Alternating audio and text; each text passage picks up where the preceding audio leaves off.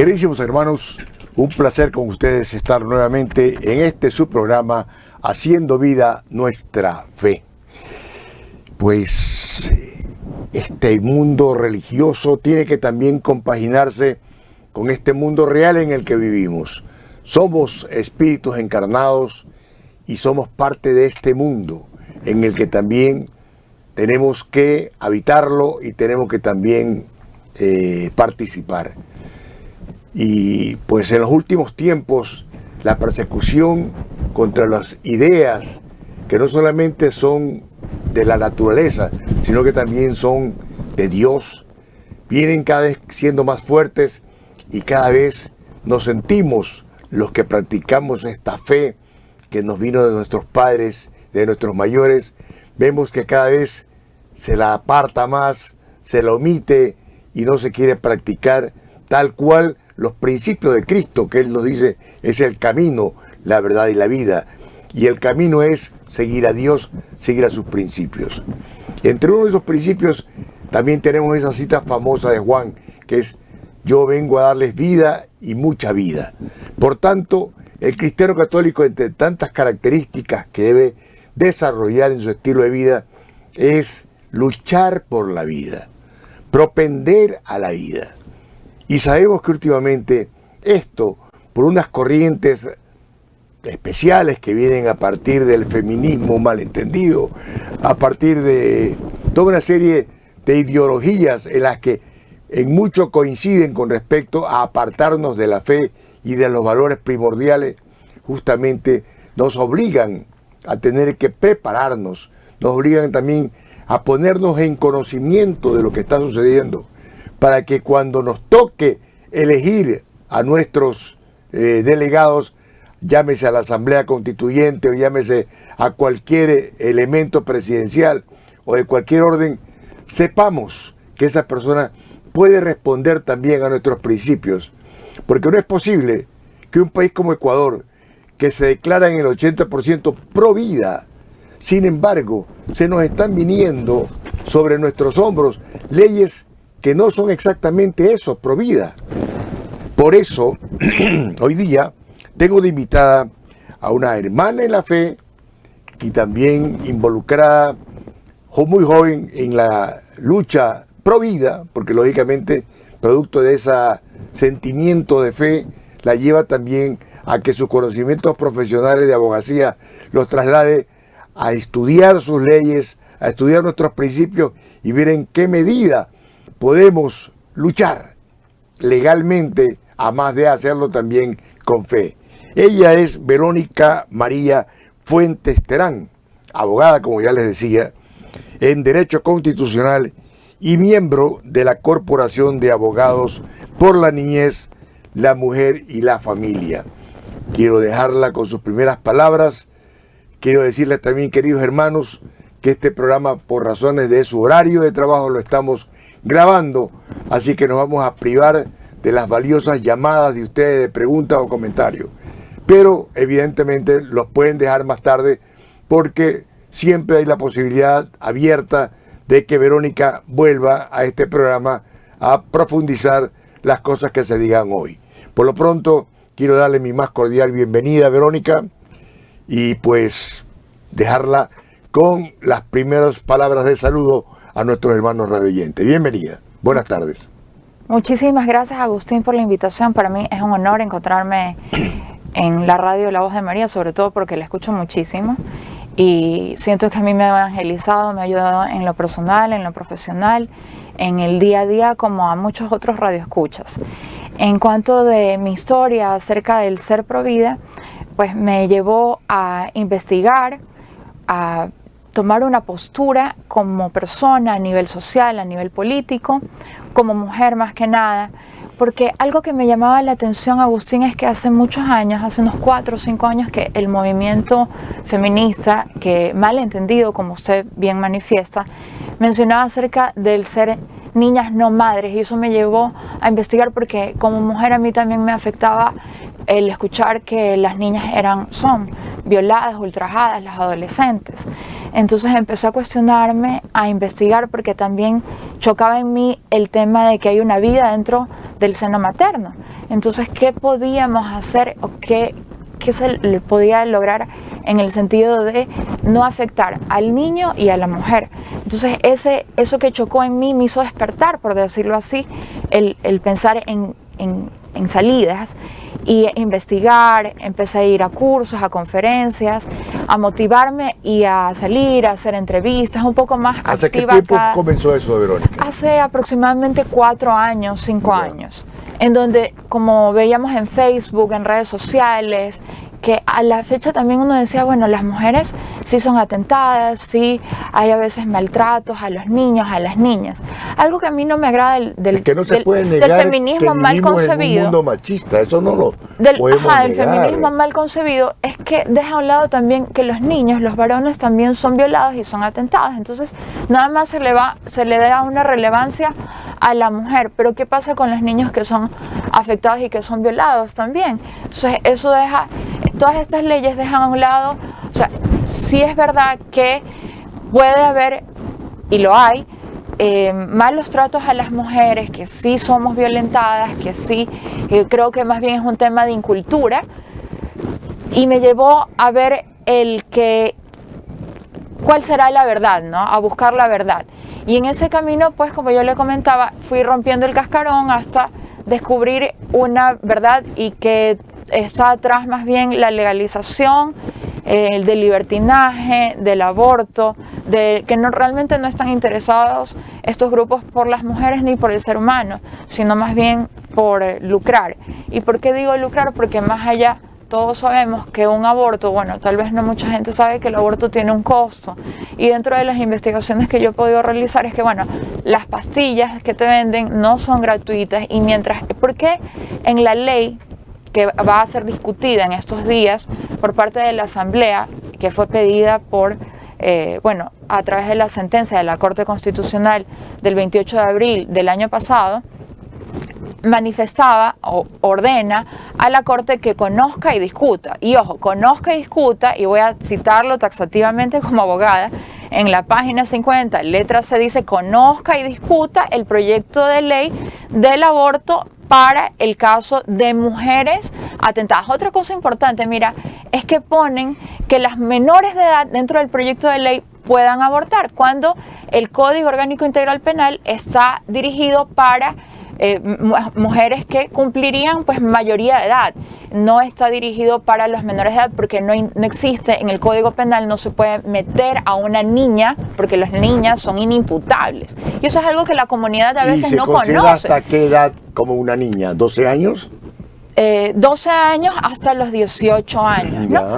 Pero ese código no sería de infracción penal, no sería destinado, ninguna niña va a ir a la cárcel. Pero mira, reforman el artículo 150 y nos ordenan, bueno, a la Corte Constitucional envía a que se discuta un proyecto de regulación del aborto. Este proyecto refiere a que las menores de edad también puedan abortar. Esas son una de las tantas contradicciones, Verónica, que existen en la ley. Si no te estoy entendiendo mal, y para también ampliar el conocimiento y la aprobación de lo que se dice en este momento de parte de nuestros radioyentes, cuando tú hablas de la aceptación, significa que estas personas están en posibilidades legales de hacer algo o no tienen persecución, porque yo una de las cosas que le oigo a los pro aborto, porque para mí esa frasecita construida de interrupción de voluntario no la utilizo, porque es una forma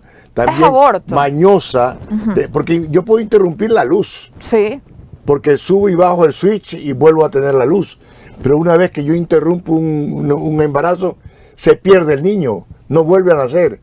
Entonces, no hay una rehabilitación, por decirlo entonces así. Ya la palabra interrupción no puede existir. No, está mal planteado, pero lo que pasa es que el proyecto pero todo el mundo muy parecido al de España. En España, las clínicas de aborto, por eso es que yo decía que es un negocio, porque las clínicas de aborto, y sabemos que más allá, más atrás de eso hay un gran negocio que es Planned Parenthood, que son las clínicas de aborto a nivel internacional, que intenta patentar que es un negocio a la larga. En español significa planificación familiar, pero que no es tal. Y veamos por qué inclusive hablan del tema de la temporalidad, que también es otro nudo crítico que se ha manifestado dentro del proyecto de ley. Explícanos eso de la temporalidad. Porque eso está recién innovándose, insertando. Mira, que ahora algunos de los asambleístas que son con la postura pro vida dicen que la vida no se negocia. Han creado hasta un hashtag que es ni mayoría ni minoría, la vida no se regatea. No sé si recuerda que semanas atrás hablábamos de el aborto a las 28 semanas. Claro. Ya después mucha gente se escandalizó porque estábamos hablando de un niño de 6 meses ya, de 28 semanas, ¿no? Porque el embarazo se cuenta más bien por semanas, eso es lo que se hace se dice médicamente, a la ¿no? quinta semana ya hay latido del corazón. Ya, y ahora lo han bajado, no, a los 18 días, de hecho a los 18 días ya hay un latido del corazón. Tercera semana entonces. Sí. Entonces, imagínense, y ahora, ¿por qué hablamos de ni mayoría ni minoría? La vida no se regatea, porque estamos hablando de la temporalidad. ¿Por qué le conviene dejar un marco abierto a la Asamblea Nacional, a los que proponen este proyecto, a los feministas que proponen el proyecto? Porque a la larga, mientras más demora el aborto en darse, es más costoso. Yo dentro de las investigaciones que he podido hacer, porque se denomina IVE, es de interrupción voluntaria del embarazo. Es puramente metálico. ¿Por qué? Porque ¿cuánto cuesta un aborto?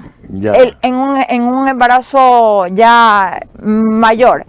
Cuesta hasta 1.800 euros, 1.900 euros. O sea, está más de $2.000. Más de $2.000 porque le hacemos la conversión.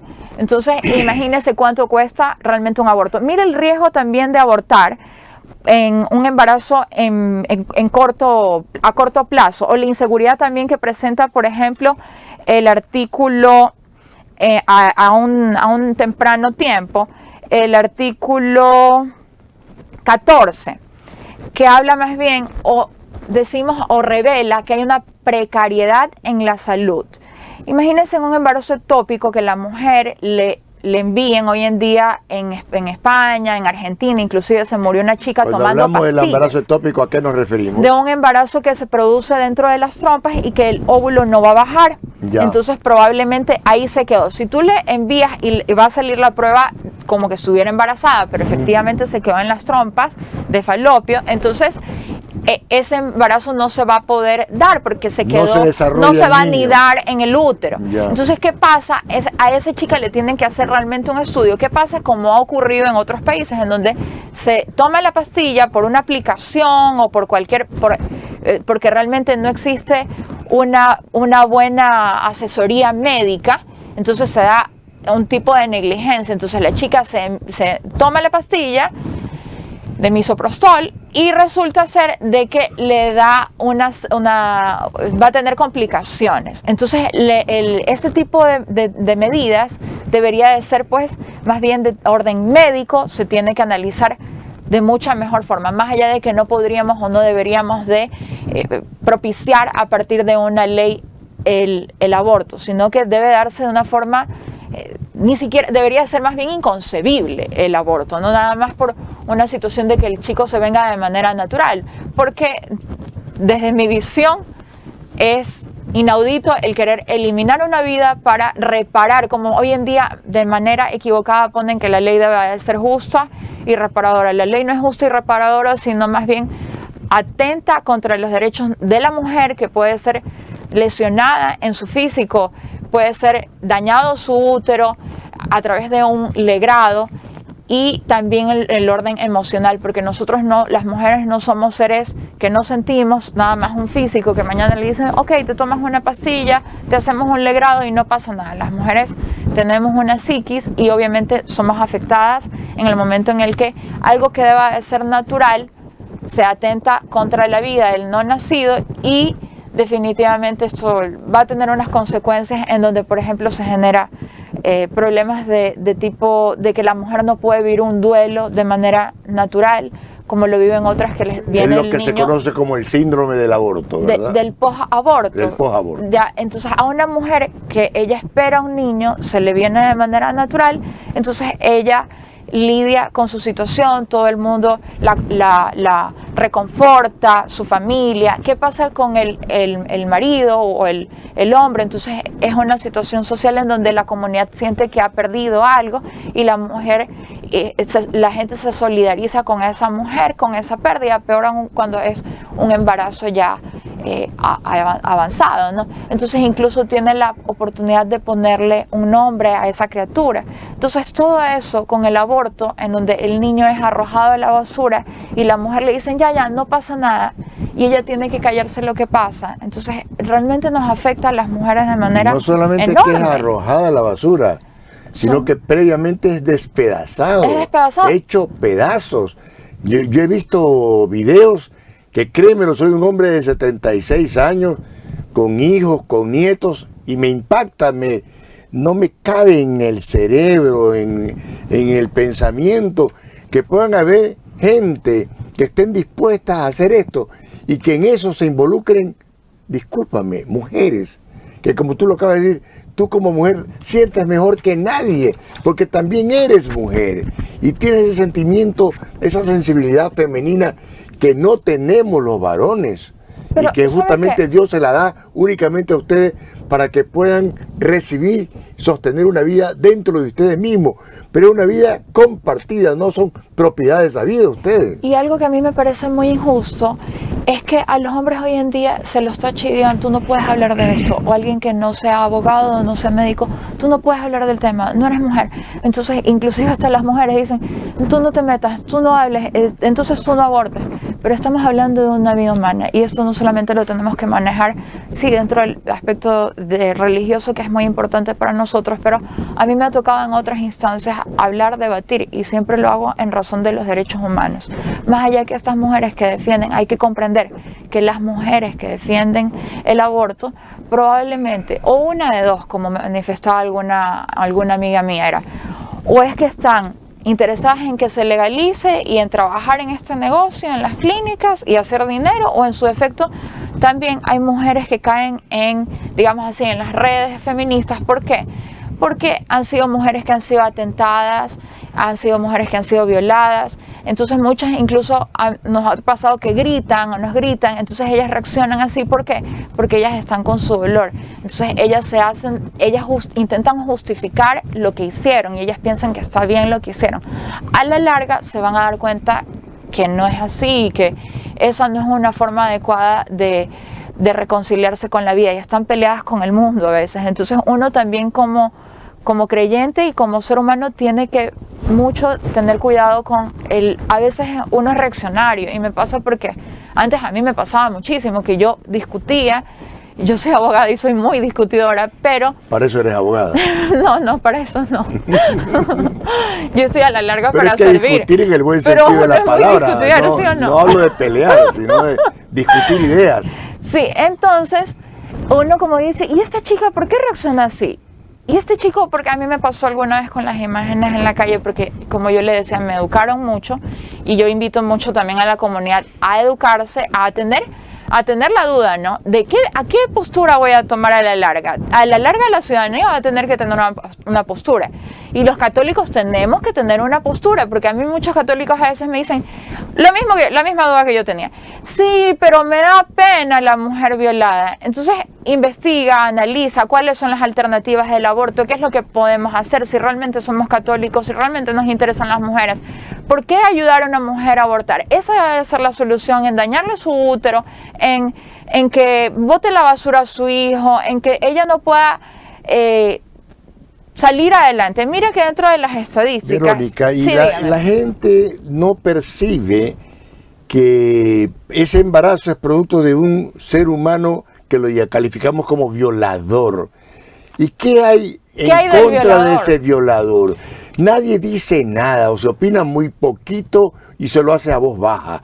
Cuando realmente el verdadero culpable, aquí estamos haciendo pagar el precio, y de la manera más cara, porque está pagando el precio con su vida. Un feto que está en condiciones tan endebles Ajá. que necesita más que nunca de una madre que lo proteja. Y del Estado. Y ¿Dónde queda el de las Estado? El leyes. Estado te dice, ay, la solución entonces es que abortes. Vamos entonces, en vez de ir a la causa, vamos al efecto, porque el efecto sería el chico que está por nacer. ¿Y dónde queda la causa raíz? ¿Cuántas veces van a violar a esa mujer? ¿La vamos a llevar cuántas veces a que aborten? Entonces, ¿realmente les interesa a las feministas nuestro cuerpo? ¿Realmente les interesa ayudarnos o simplemente negociar con nuestra vida, negociar con la vida del no nacido? Mira que estaban a la semana discutiendo si era la semana 28, después cambiaron a la semana 22. La vida no se negocia. Verónica, peor que el artículo 45 de la Constitución. Se lo llama temporalidad, me parece totalmente inhumano, terrible, porque es como que yo te diga, mira, estás en este momento declarada a muerte, tiene una pena de muerte, pero resulta que vamos a ver si te matamos después de 18 semanas, o no, mejor a las 22 semanas, te damos vivir 4 semanas más, igual te van a matar. Entonces, ¿cuál sería la pregunta ahí? ¿Desde dónde inicia la vida humana? Agustín, ¿desde dónde inicia la vida humana? Por eso es que yo le decía, supuestamente desde el momento en que el óvulo de la mujer se junta con el espermatozoide del varón. no es supuestamente, es que es así. Mire lo que dice. Tiene razón, yo por falta de conocimiento Mire lo que legal dice utilizo los términos inadecuadamente. el doctor, es correcto. El doctor en medicina, Jérôme Lejeune, padre de la genética moderna, dijo, y lo voy a citar: aceptar el hecho de que después de la fecundación, o podemos decir también concepción, ¿no? Fecundación, se ha dado lugar a un nuevo ser humano, no se trata de una cuestión de gustos o una opinión, como nos quieren hacer parecer, es una evidencia empírica clara, es decir, que nos tenemos que llevar a la empírica. Y mire que su nombre es muy bonito, porque San Agustín, que decía que tenemos que referir al debido proceso, y el que mencionaba el debido proceso, por ejemplo, que tenemos que ceñirnos a las pruebas, y las pruebas dentro de la ciencia, dentro de la tecnología. Hoy en día, ¿qué nos dicen? Hoy en día podemos ver incluso ecografías a 3D, hoy en día se ve a los niños claro, es que ahora las como posibilidades una tecnología tecnológicas son de tal naturaleza que tú puedes ver desarrollarse el ser desde el momento mismo del cigoto, que se llama, ¿no? Sí, entonces hay estudios que determinan cuándo se da la vida humana, se da a partir de la unión del óvulo y el espermatozoide. Y como lo dice el padre de la genética moderna, Jérôme Lejeune, es que esto de aquí es una evidencia científica, y esto no es negociable, esto no lo podemos discutir dentro de la política, dentro de lo social, sino que sí, es importante, para mí es importantísimo hablar en este medio o en otros medios, es importante invitar a la comunidad a investigar, no se queden con lo que los dos les decimos, ir más allá, buscar, investigar, yo creo que es muy importante, y sobre todo tenemos mire que está todo aparentemente a nuestro favor, porque tenemos un pueblo que la mayoría está en contra del aborto, en un 80%, más del 80% de la población no le agrada la temática. Me da una pena tener que discutir estos temas cuando tenemos otros que son trascendentales, como son la corrupción, otras cosas, ¿no? El sacar adelante incluso a las mujeres, en empoderarlas de otra forma. Dentro de este mismo tema, sin salirnos del mismo, Ajá. Acabamos de hablar de un castigo para el violador. Tenemos que ver cómo ¿qué otras leyes? El mundo sanitario protege a esa mujer por todos esos problemas que le vienen posaborto, que es lo que justamente genera esa situación que se la conoce como síndrome del posaborto, que generan problemas de tipo psicológico, de tipo afectivo, de tipo emocional, de tipo por supuesto, emocional, de tipo espiritual, porque nosotros no dejamos de ser seres espirituales. Ahí es donde el Estado tiene que actuar, y las leyes hacérselas para que protejan a la mujer.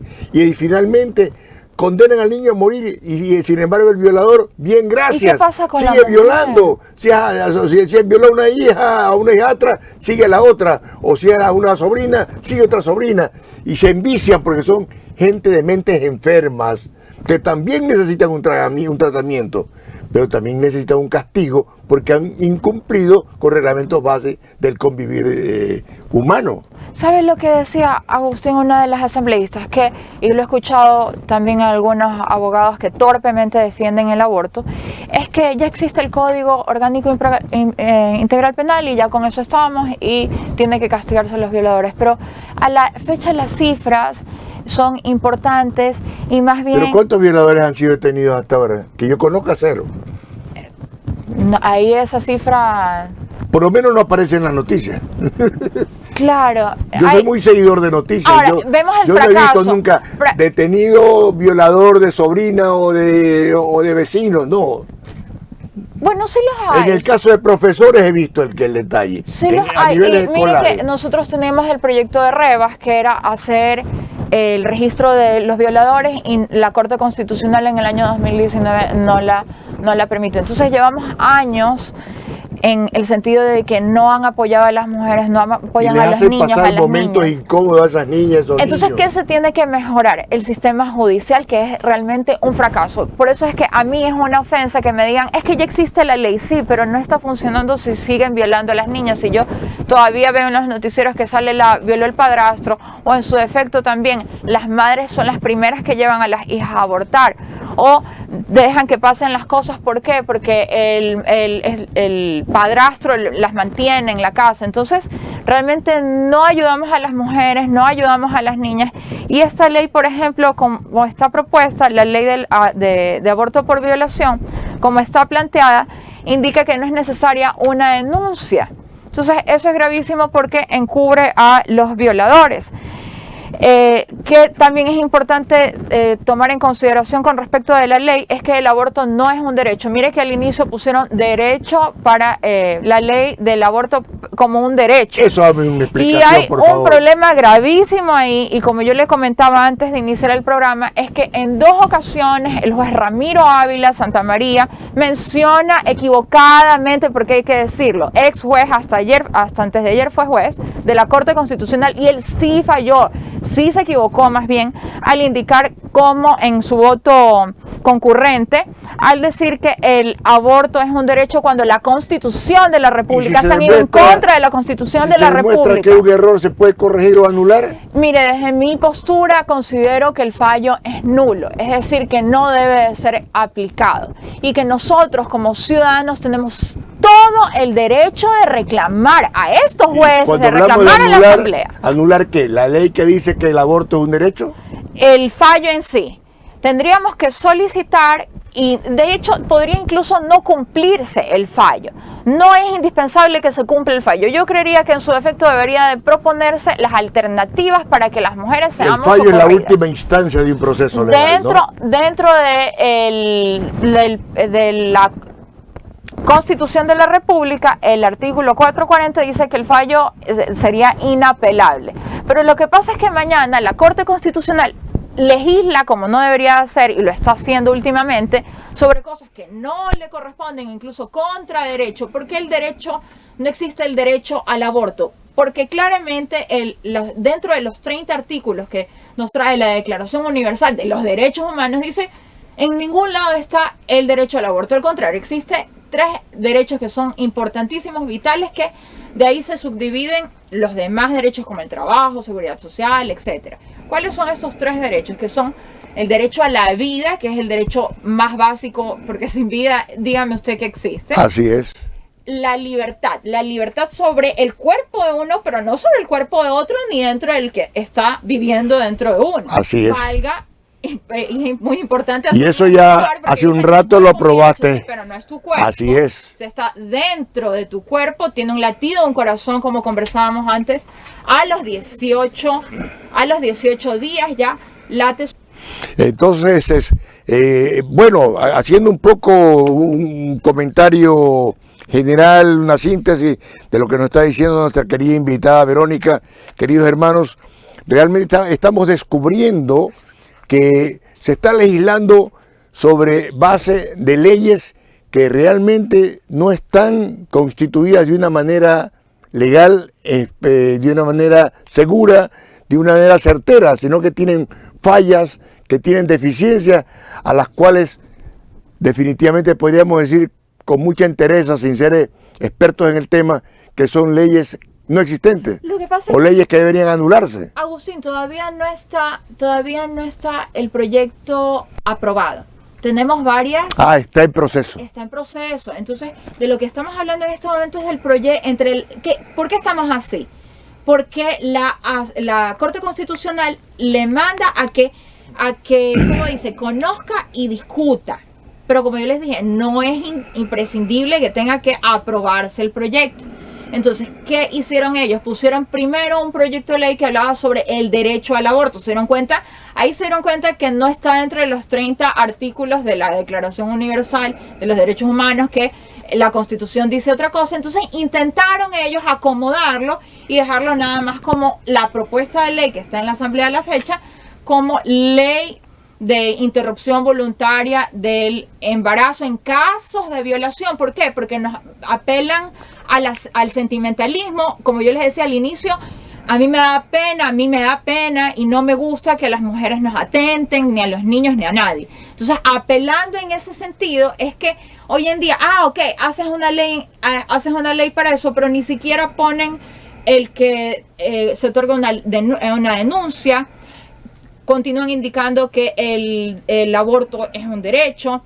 Con respecto al consentimiento informado, es decir, que usted esté en todos sus 5 sentidos y firme el consentimiento informado de la intervención quirúrgica que le van a realizar, estaría viciado. ¿Por qué? Porque esa mujer a la fecha estaría con tantas situaciones, o incluso puede llevarla a abortar su mamá, un familiar.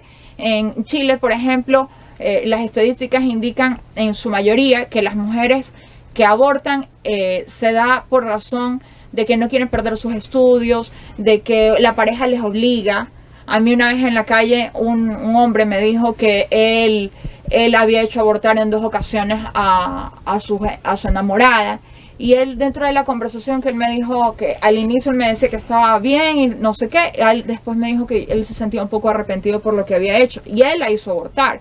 Entonces, volviendo al tema de la ley como está, el uso inapropiado de género, hablan mucho sobre género, habla sobre personas gestantes, cuando las personas gestantes, eso no existe. Realmente las mujeres somos las únicas que podemos gestar un hijo, esa es la realidad. Entonces va contra el castellano, va contra la ciencia inclusive. El tema de la temporalidad, que es un problema gravísimo, porque entonces se ponen a negociar la vida. Es lo que decíamos hace un momento, así es. Sí. Cuando ya hablamos que técnicamente, científicamente, es otra cosa. Ese ser ya está condenado a una pena de muerte que simplemente vamos a jugar si lo matamos a las 6 semanas o a las 20 semanas. Pero igual está condenado a muerte, o sea, eso que en principio está prohibido por la ley, sí, sigue vigente. Y te lo cito, estás muy bien, porque el artículo 66.1 de la Constitución de la República dice acerca del derecho a la inviolabilidad de la vida, porque no existe la pena de muerte en nuestro país. ¿Por qué tenemos que tener también la idea de que él es niño antes de nacer? Porque incluso la Convención de los derechos del niño, interamericana de los derechos del niño, en el artículo 4.1 señala que se es niño antes de nacer. Inclusive nuestra legislación también, en el artículo 2 del Código de la Niñez y Adolescencia, refiere también al niño antes de nacer. Entonces, los códigos, las leyes, las declaraciones internacionales, la Constitución de la República, que más allá estamos llamados no solamente, insisto, a defender por fe, que claro que la tengo, pero a defender nuestra Constitución. Es que estamos cometiendo un asesinato y estamos aprobando un asesinato. Y el asesinato es penado. Entonces hay una contradicción allí. Y se quiere hacer como que el aborto, falta de denuncia, al haber falta de denuncia, mañana todas las mujeres podrían alegar que han sido ultrajadas. Entonces, y también hay otra situación que lo expone en el libro Cristina Valverde. En Planned Parenthood, creo que el aborto lo hacen abiertamente. Claro, en otros países se considera avanzada. Mira, en Nueva York se considera avanzada México, el sacar a un niño en el vientre hasta el día antes de nacer. Colombia. Entonces, a lo que iba, en el sentido de qué pasa con las mujeres que abortan, y que definitivamente el artículo 2, por ejemplo, que mencionaba del Código de la Niñez y Adolescencia, dice que son aplicables a todo ser humano desde su concepción hasta que cumpla los 18 años. Se está quebrantando la Constitución, el Código de la Niñez. Totalmente. Entonces es terrible. ¿Qué otro problema tiene la ley como está a la fecha? Imagínense que no se puede tampoco hacer objeción de conciencia. Y no solamente para las personas que son médicos, para también a la libertad de conciencia de la persona. Mañana, si somos católicos, creyentes o incluso ateos y no nos agrada el tema del aborto y estamos pensando, como también algunas personas me dicen, deja que hagan con su vida, con su cuerpo, si se van a matar después, ellas son las que se suicidan, porque después hay que revelarlo. Si realmente nos interesan las personas, las mujeres, al año, aborto. Sí, es en un grado muy alto. Las mujeres se suicidan al año, toman antidepresivos, se les genera esquizofrenia, inclusive en muchos de los casos se vuelven farmacodependientes. Entonces, ¿tienen dificultades para salir embarazadas después? Sí, también. Si yo mañana digo, no pasa nada, cada quien que haga con su vida, con su cuerpo, con sus hijos lo que quiera, entonces, ¿qué calidad humana puedo decir y que realmente me interesa a mi prójimo? ¿Qué responsabilidad podemos mañana asumir y creernos buenas personas si permitimos que esas mujeres se maten, se suiciden, maten a sus hijos? ¿Hacia dónde va la sociedad que queremos construir? Y sobre todo, insisto, en el tema de la Constitución. Nuestra Constitución dice otra cosa, Agustín. Nuestra Constitución dice que se debe respetar la vida a partir de la concepción. Los protocolos médicos, mire, que mañana así mismo yo puedo tener una posición muy cómoda y decir, bueno, yo soy abogada o yo trabajo de secretaria en una clínica y no pasa nada porque yo no tengo nada que ver con el aborto. Mañana usted, en lugares educativos, en centros educativos se va a promocionar el aborto. Si usted trabaja en una clínica, es secretaria, mañana usted no puede hacer objeción de conciencia, no vale la objeción de conciencia institucional. Usted nada más tiene que agachar la cabeza y trabajar para el sistema y con una ley injusta. Eso es lo que nos enfrentamos y nosotros no decimos nada, sí me parece injusto, pero yo tengo que trabajar o inclusive no lo voy a detener, y si lo intento detener mañana, como está planteada la ley, es que puede haber multas de $4.250 y hasta $8.500. Si mañana usted tiene una clínica, el médico y el personal, o en su defecto la misma institución. ¿Eso ya está legalizado? No está legalizado, se va a discutir. Tenemos al día jueves o entre la otra semana que va a ser discutido. ¿Lo resuelve? Se supone que mañana jueves entraría a debate en la Asamblea Nacional, más allá que el presidente de la República, de manera todo lo que estamos conversando, general, ha indicado el veto presidencial. Mañana, la temporalidad. Si se aprueba o no se aprueba esta ley horrorosa. La objeción de conciencia que no hay, que el aborto es un derecho cuando no lo es. Incluidas las multas. Incluidas las multas. Nadie puede decir nada. Si la ley queda así y nosotros como ciudadanos mañana haciendo nuestro trabajo honrado, el querer servir, porque nuestro trabajo ¿para qué tiene que servir? Para el bien común, para el bien de la ciudadanía. Para promover la vida, para salvar vidas. El médico está estudiado para salvar vidas, no para matar. ¿Para qué creamos entonces las instituciones? Mañana en los hospitales, las clínicas, los médicos, con su juramento hipocrático, no van a poder objetar. O en su defecto, si objetan conciencia, tienen que ellos venir y derivar a otra persona que sí lo haga. Es lo mismo que nada. Yo he visto, por ejemplo, que en otros países donde ya esto ha caminado mucho más, hay casos en los que ya como la tecnología permite estudiar al feto, al niño, si viene con defectos, la madre puede decir, sabe que no quiero ese niño porque tiene defectos. Entonces resulta que estamos buscando una sociedad de seres humanos idealizados pero de una manera horrorosa, porque estamos quitando vida de esa manera. Pero ¿sabes también. qué? También lo ponen a veces como no hay una legislación equiparada, porque dicen, ay, los países de primer mundo, la Pero, gente que se cree muy educada, dice los países de primer mundo, Ese primer perdónenme, mundo no quisiera vivir. Cuba, no, hago la aclaración. En Cuba está legalizado el aborto. Claro. Y miremos a Polonia, por ejemplo, que tienen hasta sacaron en el año 2000, en el año del jubileo, una medalla, una moneda con un niño, con un feto, hablando del derecho a la vida. Entonces usted compare, entonces, Cuba, ¿con quién me quedo? ¿Con Cuba o Polonia? Así es. O Vaticano, inclusive, que también considera el aborto como algo terrible. ¿En qué estado me gustaría nacer? ¿En qué estado me gustaría vivir? Más allá de que yo sí tengo muchísima esperanza y que en nuestro país está consagrado el corazón de Jesús. A todos estos asambleístas pro aborto, que si son tan perfectos, porque de pronto también pudieron haber tenido una discapacidad, problemas por los cuales sus madres no los hubieran querido tener y no existirían. Y ahí también nos vamos incluso, como usted manifiesta, de la declaración y de la Constitución, de la Declaración de los Derechos Humanos, de que la persona no pueda ser discriminada. Y no pueda ser discriminada en razón de quién es su padre. Aquí lo estaríamos discriminando porque es hijo de un violador. Tampoco podemos discriminar al niño porque nace con una discapacidad. Imagínense, muchas personas son muy inteligentes y muy capaces y tienen discapacidades. Entonces ha habido también otros países en donde legislan o donde dan marcha atrás al aborto, y como las transnacionales del aborto, que ya la mencioné cuál es, las clínicas de aborto, ellos están interesados en que nosotros, Ecuador, seamos su patio trasero. Y los ciudadanos ecuatorianos, la gente de bien de la República, no debemos de permitir eso. Y no debemos de agacharnos. Es un y tema no debemos de ser sometidos. tan denso que se me está pasando algo importante. Sí.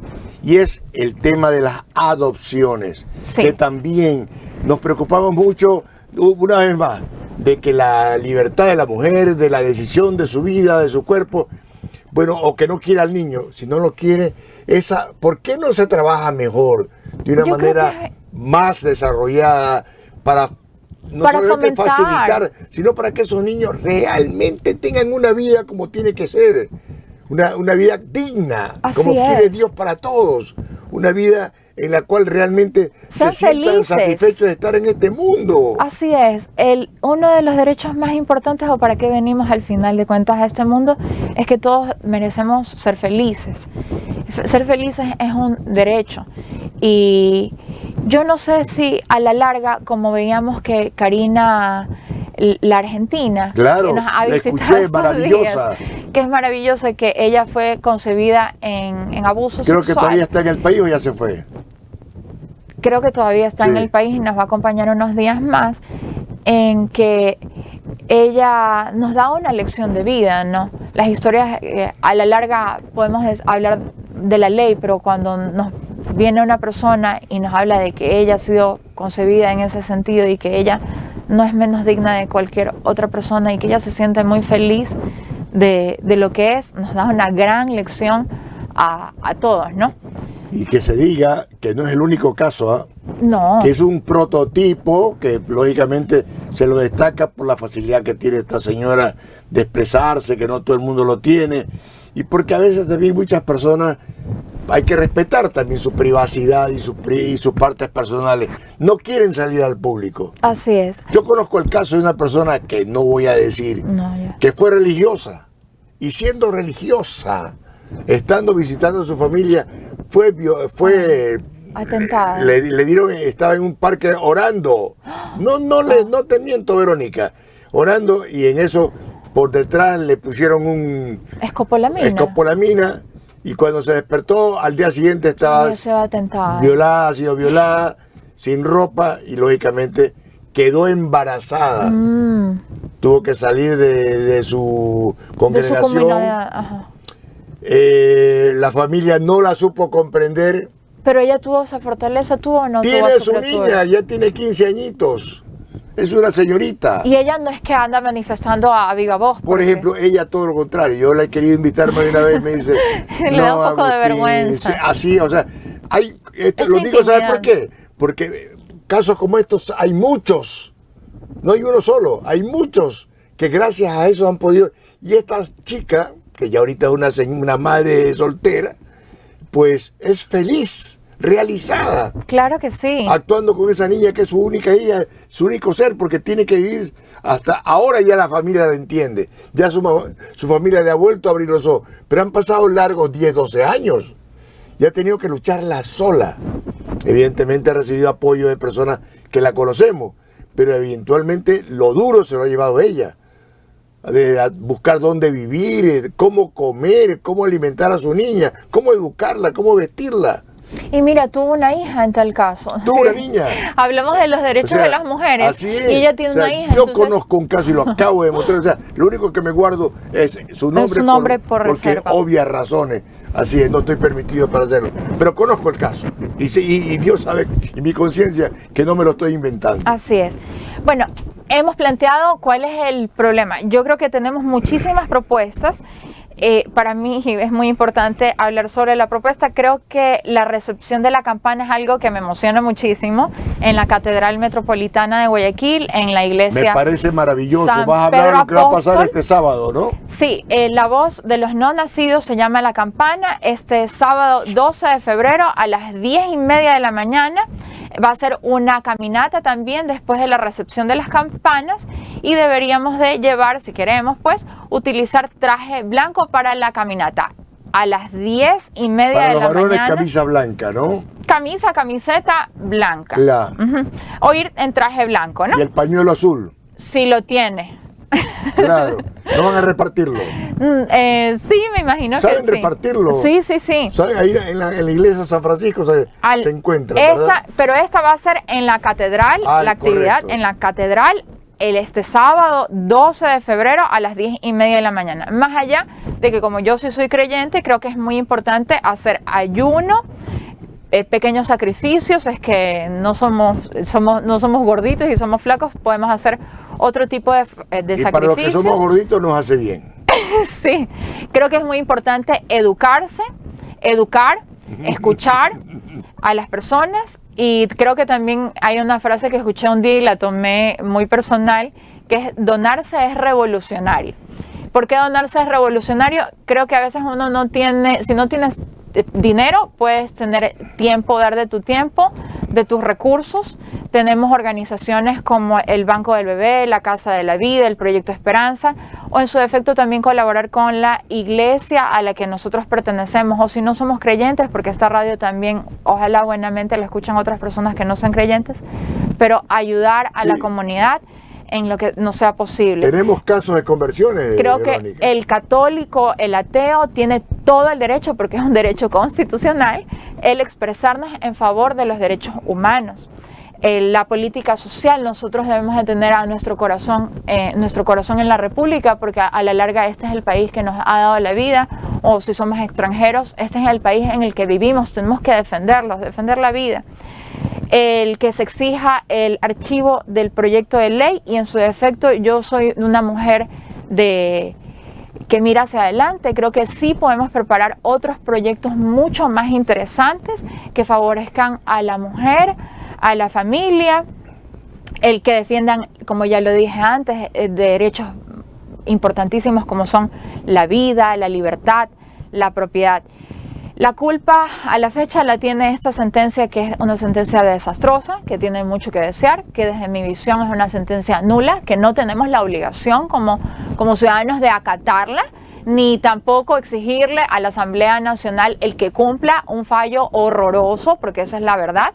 Y al contrario, empujar para que se generen nuevas propuestas, exigir que se archive este proyecto de ley que deja mucho que desear, y generar unas propuestas más valiosas desde la defensa de la vida, de la libertad, de la propiedad. Hemos hablado aquí, a preocuparse por esa madre con medidas de salubridad que puedan ayudarla en el posparto, en el posaborto, medidas legales para perseguir al violador, medidas legales para poder de alguna manera ayudar a que haya mayor facilidad para que puedan estos niños no quedarse sin familia y poder ser adoptados.